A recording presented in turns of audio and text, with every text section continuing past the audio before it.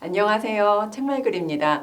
오늘은 제가 어떻게 공부방으로 시작해서 학원으로 나오게 됐는지 그 이야기를 한번 해보려고 합니다. 공부방 창업을 생각하고 계신 분들이 들으셔도 좋을 것 같고요. 또 새롭게 창업이나 개인 사업을 해보려고 하는 분들에게도 도움이 될 것 같은데요. 요즘 보면 그야말로 공부방이 정말 많아요. 신도시나 이런 곳은 거짓말 조금 보태서 동마다 아파트 동마다 하나씩은 공부방이 있는 것 같은데 그야말로 공부방 전성시대라고도 볼 수 있습니다. 저도 공부방에서 시작했어요. 이 이야기하기가 참 조금은 부끄러운데 제목에는 모아둔 돈 100만 원으로 시작했다라고 써놨지만 그때 당시 정확히 통장에 100만 원이나 있었는지도 정확하지 않습니다. 살면서 제가 가장 크게 느꼈던 위기감이 결혼 후에 찾아왔어요. 정확하게 말하면 경제적인 불안이었고, 돈이 부족하다는 건 사람이 어떤 걸 하고자 할 때 온갖 것에 이제 제약을 받을 수도 있겠구나라는 것을 제 몸으로 느꼈던 순간이기도 했습니다. 또 이제 사람이 궁지에 몰리고 있다고 생각하면 이제 긴장이 되잖아요. 몸이 항상 긴장되고 심적으로는 굉장히 괴롭기 때문에 무의식적으로는 망각을 좀 했던 것 같기도 해요. 잊어버리는 거죠. 왜냐하면 힘들면 인간이 잊어야 살 수 있어서 그런지 그 시절을 이렇게 돌이켜 보면은 힘들었다는 기억은 정확하게 있는데 구체적으로 저한테 어떤 사건들이 하나하나 있었는지 잘 기억이 나지는 않아요. 좀 더 얘기를 해보면 저는 결혼을 했고 또 아이를 낳았는데 남편은 카페 사업을 작게 했었어요. 그런데 조금씩 하락세를 걷기 시작하는 거예요. 이게 나름의 촉이 있잖아요. 결혼한 지 얼마 되지 않아서 카페 운영이 좀 쉽지 않겠다라는 느낌이 조금씩 오기 시작하더라고요. 문제는 아이를 한창 양육해야 했던 시기였기 때문에 제가 어디 나가서 돈을 벌어올 수도 없고 그렇기 때문에 집에서 아이 보면서 있기는 하는데 이 집안에 있어도 마음이 편치가 않은 거죠. 저는 그냥 평범한 가정에서 자랐어요. 결혼 전후에 계속 학생 신분이었기 때문에 넉넉하지 않았고 학자금 대출 받으면서 박사과정 대학원에 다니고 있었고요. 마지막 관문이 논문이 남았는데 쓰려면 한 1년 정도는 책상에 앉아서 연구를 해야만 했습니다. 그런데 이제 연구를 하기에는 돈도 없지만 그 돈이 없기 때문에 마음에 여유도 없는 거예요. 그러다 보니까 지금 내가 이 시점에서 공부하는 게 정말 맞긴 한가?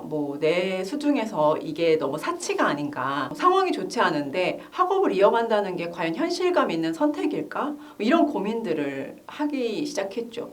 물론 남편을 비롯해서 이제 주변 사람들은 하던 공부를 마무리해라 라는 이야기들이 있었지만 한편으로는 조금 안에서 화가 올라오더라고요. 아니 이게 돈이 없는데 무슨 공부를 하라는 건지. 근데 제가 공부할 때는 어떤 연구자로서 돈을 많이 벌겠다 이런 생각을 해본 적은 딱히 없었거든요. 근데 이제 돈이 수중에 없으니까 사람이 단박에 정말 현실적으로 변하더라고요. 어떻게 할까 고민을 하다가 일단은 할 수 있는 일을 찾아서 했어요. 주말에는 종로에 있는 스피치 학원에서 일을 하기도 했고요. 평일에는 아이를 돌봐야 했으니까. 그 이후에는 대학 교육회사에 들어가서 한 1년 가까이 프리랜서로 이제 근무를 하기도 했는데 그때 1박 2일, 2박 3일 이렇게 수련원으로 가서 취업 캠프 하는 일을 운영하기도 했었거든요. 저희 아이가 서너 살밖에 안 됐을 텐데 밤에 엄마 없이 자는 일도 좀 있었고 그랬죠. 근데 문제는 뭐냐면 이렇게 열심히 막 다니면서 벌어도 살림이 나아질 기미가 안 보였다는 겁니다. 학교에서 연구원을 뽑는 일에도 지원을 해봤는데요. 그러니까 어떤 일을 하든지 제가 그때 당시 받을 수 있는 급여가 200만 원이 채 되지 않았습니다. 돈은 둘째 치더라도 일단 출퇴근이 너무 힘든 거예요. 지역적으로 이곳이 파주이기 때문에 서울로 나가면 무조건 1시간, 1시간 반. 그러면 이제 출퇴근 생각하고 아이 생각하고 하원 생각하면 답이 없죠. 차도 없죠. 너무 힘든 거죠. 그러니까 아이 어린이집 등하원은 물론이고 저녁에 얼굴 볼 시간도 없는지라 이렇게 해서 회사 생활을 하기에는 좀 무리가 있겠다. 그래서 생각한 게 그때 공부방이었습니다. 그전에는 공부방에 대해서 아는 게 전혀 없었고 우리 아파트 단지에 공부방이 있나? 제 관심사가 아니었고 제 나이가 그때 정확하게 30대 중반이었는데 교육 쪽에서 조금씩 일을 하고는 있었지만 저는 주로 성인과 대학생들을 만났거든요. 그래서 초등 교육 과정이며 뭐 초등생에 대해서도 아는 게 전혀 없었어요. 그래도 일하면서 이제 깨달았던 것 중에 하나는 스피치 기관에서 이제 일을 하고 있었기 때문에 일단은 어린 아이들에게도 스피치가 정말 중요하다라는 생각을 했고요. 성인들 대상으로 스피치 교육은 꽤 오래 했지만 아이들에게 이 스피치 교육을 하면 정말 빠르게 변화할 수 있지 않을까라는 생각을 막연하게 하기 시작했습니다. 일단은 대학원에서 공부하면서 논문도 쓰고 또 글을 일상적으로 썼던 경험이 있기 때문에 아이들에게 논술도 가르치면 좋지 않을까 생각해서 우선 공부방을 열어주는 이제 프랜차이즈 기관에서 교육을 받았습니다. 교육을 받은 것까지는 좋은데 가맹 교재비가 제 기준에서는 너무 비싼 거예요. 학생들에게 받을 교육비에서 교재비를 빼면 별로 남는 게 없겠더라고요. 완전히 제가 현실적으로 변한 거죠. 주변에 막 수소문을 했더니 아는 지인의 지인이 지방에서 공부방을 좀 성공적으로 잘 하고 있다고 하길래 이제 무작정 수박 한 통 사들고 절박한 마음으로 기차 타고 내려가서 알려달라고 했죠. 그리고 나서는 이제 초등학교 앞에서 전단지 안에다가 음식물 쓰레기 봉투, 커피 믹스 이런 거 넣어가지고 직접 전단지 돌리면서 이제 몸으로 부딪히기 시작했습니다. 그때 이제 주변에서는 굉장히 의아해하기도 했거든요. 근데 뭐 체면 뭐 이런 거 다 필요 없습니다. 이 돈이 없으니까 결국에는 내 능력치를 최대한으로 발휘하며 살지 않으면 안 되는 그런 상황이었던 거죠. 일단은 공부방은 장점이 내가 살고 있는 곳에서 일할 수 있기 때문에 초기 비용이 그렇게 많이 들지는 않았어요. 그래서 정말 컴퓨터 한 대, 그 다음에 큰 책상 하나, 그리고 6개의 의자들 이렇게 놔가지고 방 하나에 차렸습니다. 책장도 하나 사놓고 그래서 아마 돈 100만 원 뭐 안팎 이렇게 들었던 것 같아요. 그게 벌써 6년, 7년 전입니다. 세월이 정말 빨라요. 처음에는 티타임 설명회를 했거든요. 어차피 뭐 많은 분을 모실 수도 없고 오지도 않기 때문에 이제 홍보를 해가지고 어머님들 몇 분만 소수 모아놓고 이제 3명, 4명, 5분 소수의 학부모님들 모아놓고 이제 설명회를 하기 시작했고 조금씩 이제 아이들이 모이면서 뭐 10명, 20명 이렇게 오기 시작했는데 지금도 생각해보면 그 아이들이 저를 살렸습니다. 그때 아이들이 초등학교 1, 2학년 때 정도 됐었거든요. 지금 그 아이들이 중학교 1, 2학년 됐습니다.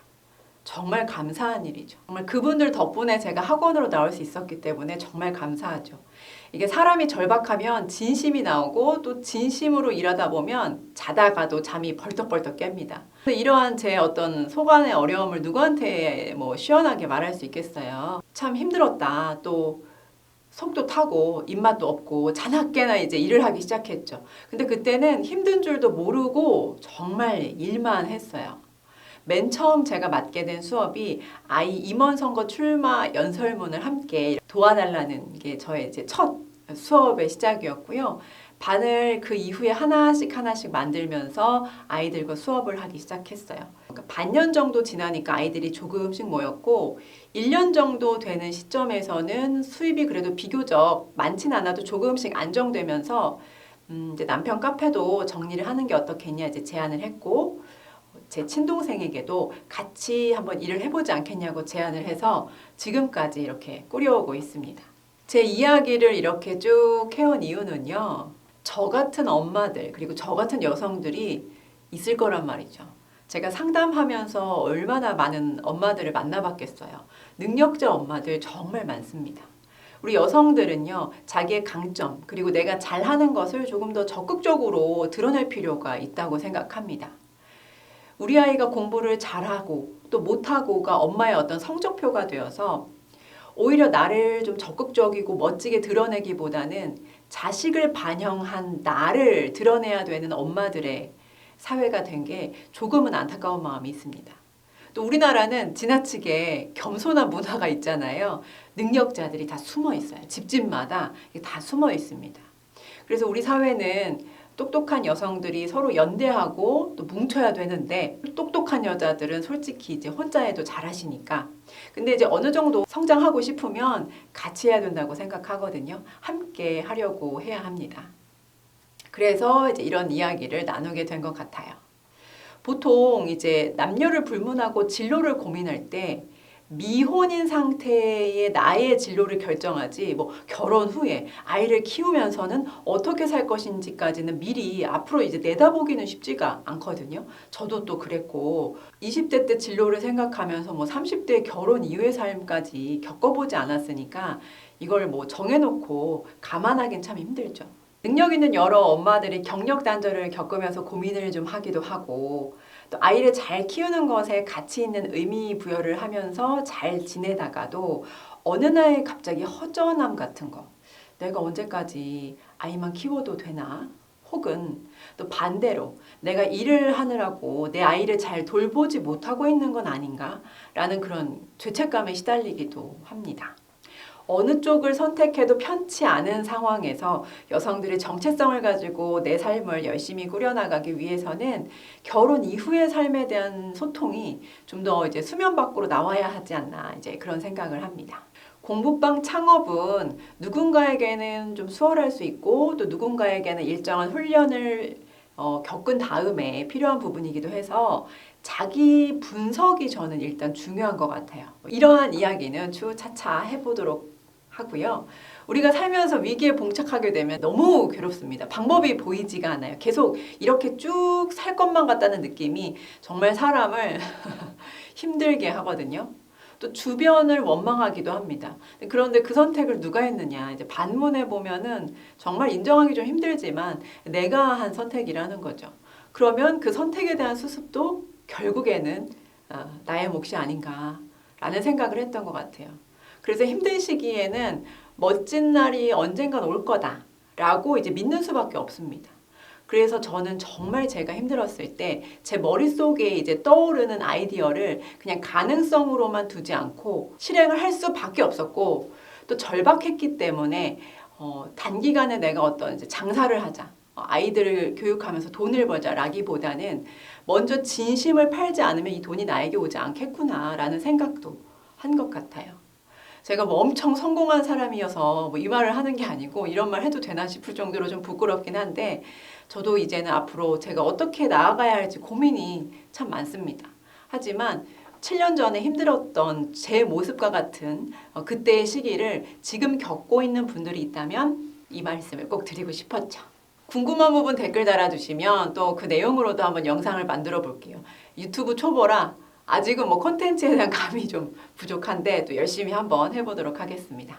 예, 또 만나 뵙겠습니다. 고맙습니다.